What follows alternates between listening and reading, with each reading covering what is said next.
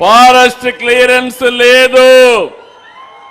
డబ్బులు ఇచ్చి forest clearance చేసి బస్సు కూడా పంపించామంటే అది ఈ ప్రభుత్వం యొక్క పట్టుదల.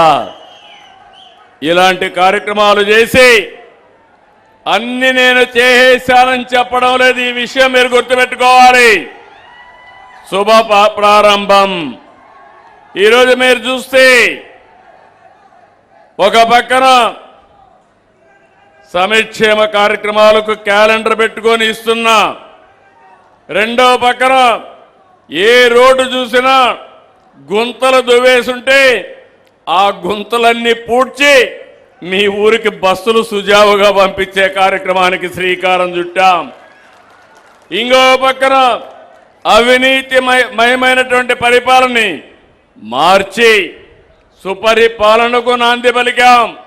నేను ఒకటే హామీ ఇస్తున్నా, ఇప్పటికే చాలా చేశాం. భవిష్యత్తులో మీరు ఏ ఆఫీసుకు పోయే పని లేకుండా మన మిత్ర యాప్ కొడితే మీరు దాంట్లో డేటా పెట్టలేకపోయినా మీరు మాటల్లో చెప్తే మీ పని చేసి మళ్ళీ మీకు సమాధానం చెప్పే జవాబుదారీతనాన్ని తీసుకొస్తాం. అందుకే ఇప్పుడిప్పుడే డిపార్ట్మెంట్స్ అన్ని కూడా గాడిన పెడుతున్నాం. ఒక నమ్మకాన్ని కలిగించే ప్రయత్నం చేస్తున్నాం. దీనికి కారణం ఆ రోజు మీరు తీసుకున్న నిర్ణయం. తిరుపతి పార్లమెంట్లో 7 అసెంబ్లీలు గెలిపించి ఎన్డీఏకు పట్టం కట్టారు. ఈరోజు నెల్లూరు జిల్లాలో కూడా అన్ని అసెంబ్లీ సీట్లు గెలిపించారు, పార్లమెంట్ గెలిపించారు. అది మనకు ఒక సంజీవని మారిగా పనిచేస్తా ఉంది.